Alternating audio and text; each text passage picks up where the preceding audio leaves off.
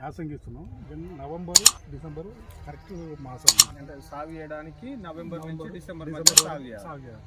3 నెలల పంట 90 days. 90 days అంటే అప్పుడు నవంబర్ పెడితే నవంబర్ డిసెంబర్ జనవరి వరకు అయిపోతుంది.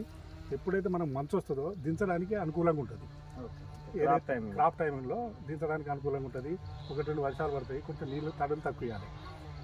రెండోది ఇది 18-36 స్పేసింగ్. రేగన్ నెలలు పెట్టకూడదు కాబట్టి ప్రజెంట్గా కొంత సజెస్ట్ చేస్తున్న యాసంగి పంట కనుక ఇస్తున్నాం. తేలిక నెలల్లో పెట్టాలి. 18-36 అంటే ఇప్పుడు మొక్కకు 34 సార్లు 36, మొక్కకు 18, మొత్తం 10,000 మొక్కలు పడతాయి ఒక ఎకరాకు. ఎకరాకు 10 అయితే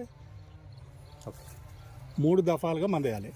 45 రోజులలో మందేయడం అనేది కంప్లీట్ చేయాలి. మొదటి దఫాగా 2 బ్యాగుల DAP 100 kg, రెండో దఫాగా 2 బ్యాగుల 28 ఇది కాంప్లెక్స్, మూడో దఫాగా దొరికితే అమోనియం సల్ఫేట్ లేదంటే కాల్షియం, మొత్తం 6 బ్యాగులు వేయాలి.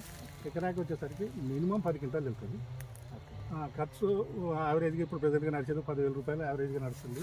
ఇది 1,00,000 రూపాయలు వస్తే 30,000 40,000 ఖర్చు అయినా ఒక 3 నెలల్లో ఒక 60,000 మిగిలే పంటగా ఇది. ఎకరానికి 60,000 దీంట్లో ఏంటి అంటే పేదోడి పంట. ఇది పెట్టుబడి తక్కువ, చేతి శ్రమ ఎక్కువ. ఇంట్లో చేసుకుంటే ఇంకా 4 డబ్బులు మిగులుతాయి. లేబర్ ఎక్కువ పెట్టుకుంటే కొంచెం అవుతుంది.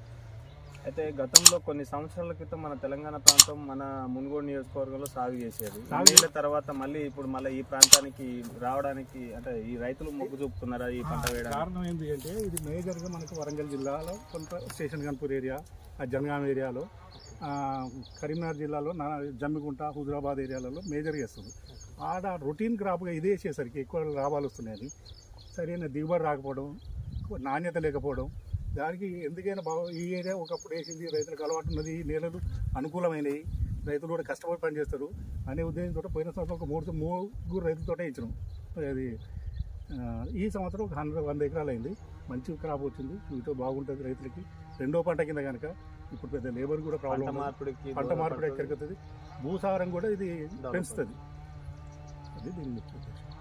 ఏదైనా చిన్న రైతులకు మంచి పంట, లక్షలు పత్తి పెట్టినట్టు కాకుండా మినిమం ఒక 40-50 వేలైనా మిగులుతుంది. కష్టపడి పని చేసుకోవాలి. వాటర్ సోర్స్ అయితే ఉండాలి. యాసంకి వర్షాకాలానికి అయితే వాటర్ సోర్స్ అవసరం లేదు, కానీ షెడ్ అవసరం. ఎందుకంటే తడవకుండా ఉండడానికి.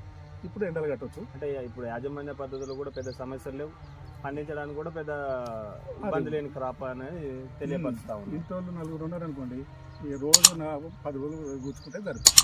రిగులడం, కూర్చోడం, కట్టడమే దీనికి మేజర్ పని, మిగతాదే ఉండదు. ఈ సంవత్సరం వచ్చేసరికి కొంచెం మంచి డెవలప్ అయినట్టు చోటుపల్లి కొనుగోలు పెడతాం. ఈ సంవత్సరం తక్కువ కొనుగోలు కనుక సాధ్యమైన రైతు దగ్గర కొని తీసుకునే ప్రయత్నం చేస్తాం.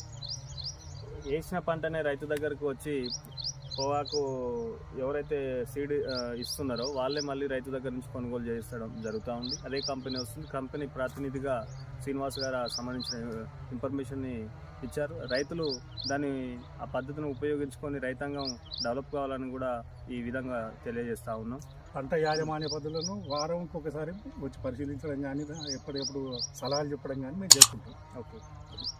సేమ్ అగ్రికల్చర్ డిపార్ట్మెంట్ కూడా ఈ మధ్య పరిశీలనలకు వస్తూ ఉన్నారు. అట్లనే మీరే కంపెనీ వ్యవస్థ కాబట్టి కంపెనీ నుంచి వచ్చి ప్రత్యేకంగా మీరు చూస్తున్నారు కాబట్టి ఇది రైతాంగానికి కూడా చాలా ఉపయోగపడుతుందని మేము భావిస్తాము.